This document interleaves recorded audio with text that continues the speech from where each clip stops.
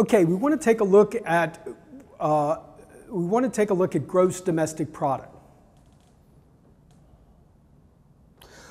We want to talk about economic growth, specifically what we call gross domestic product.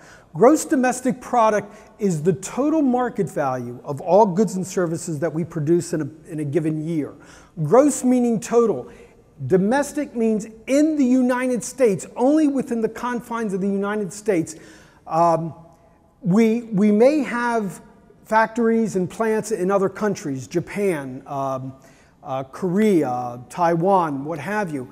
Those don't directly benefit the growth of the United States. They may benefit the growth of Korea, of Japan, but they don't actually benefit us. So what we need to do is we need to count only domestic production.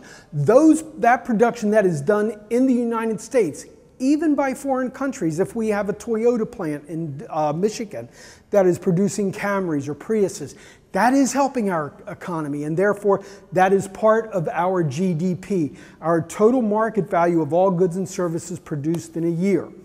Gross domestic product includes only final goods.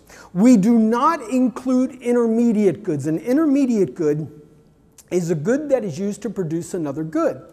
If in fact GM is making a new car, when you purchase that car, it should come with a windshield. If we included that intermediate good, if we included that windshield as an additional charge to the car, then we would be subject to what we call double counting. We would be overestimating our GDP. So therefore, we only count final goods to the final consumer, which would be you and I. GDP excludes things like transfer payments. Anytime the government gives its citizens money through taxes, through welfare payments, through social programs, that is considered to be a transfer payment. That is not part of GDP. Whenever we have a secondhand sale, you sell your 2005 Chevy to your next door neighbor. That is not included because that would have already been included in 2005 when you purchased it. And finally, it does not include what we call non-productive financial payments, which would be if you got $100 from your aunt or uncle or Grams or something like that at Christmas time. It would not be somebody sending you $50 for your birthday or what have you.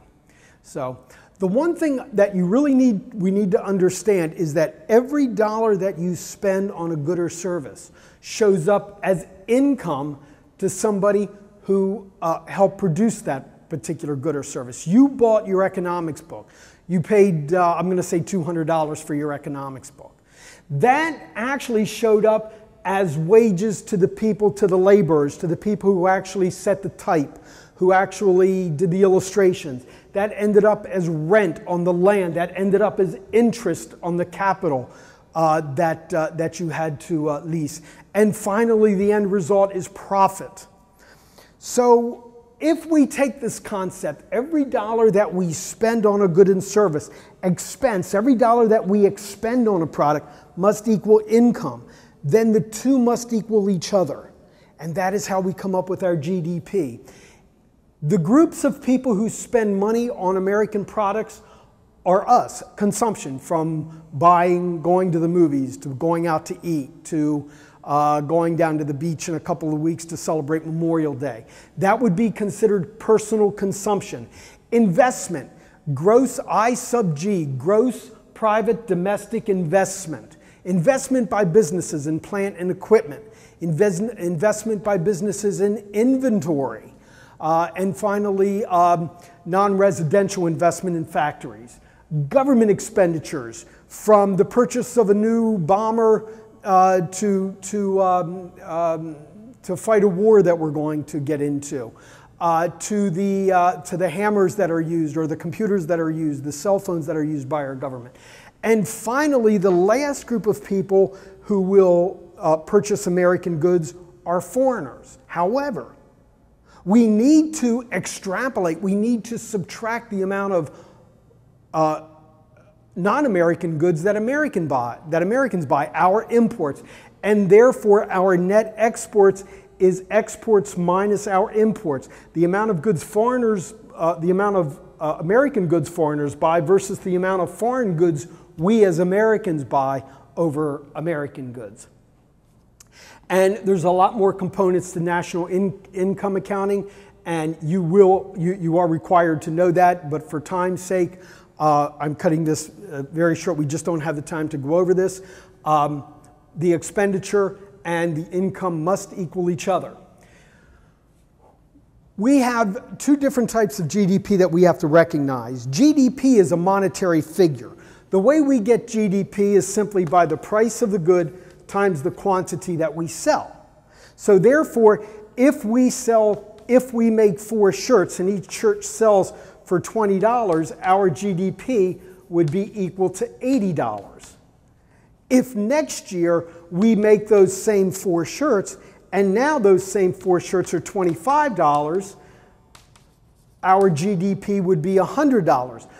But the amount of shirts hasn't changed, only the price has changed. And therefore, when we talk about GDP, we need to realize that we have what is called nominal GDP, GDP by name only, if you will. GDP that is in fact unadjusted for inflation. And real GDP is that inflation that has been adjusted for inflation. At this particular juncture, when we graph,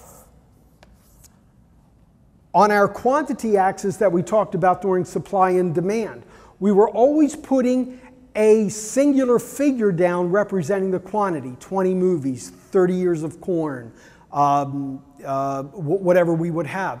Now we have to change that because we have so many products that are being produced. The only way to do that is to count the quantity of goods that we're going to do. We're going to call this GDP on a horizontal axis now, which is actually going to be a monetary figure.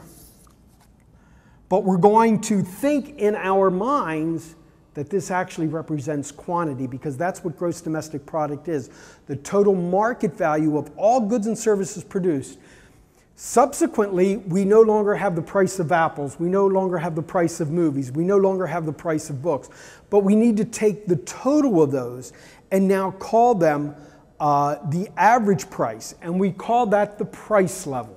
So from now on, we will be putting our price level on our vertical axis, our GDP, thinking that it's quantity, but actually it's a monetary figure, on our horizontal axis, and of course our zero. This particular chapter is really full of a lot of information, and again, because of time, we don't really have time to get into any particular aspect. If you have any questions, same thing. Put it on the discussion page of Blackboard, email me personally, and I'll do this. I'll put it back on the discussion board. Thanks a lot. Have a great day.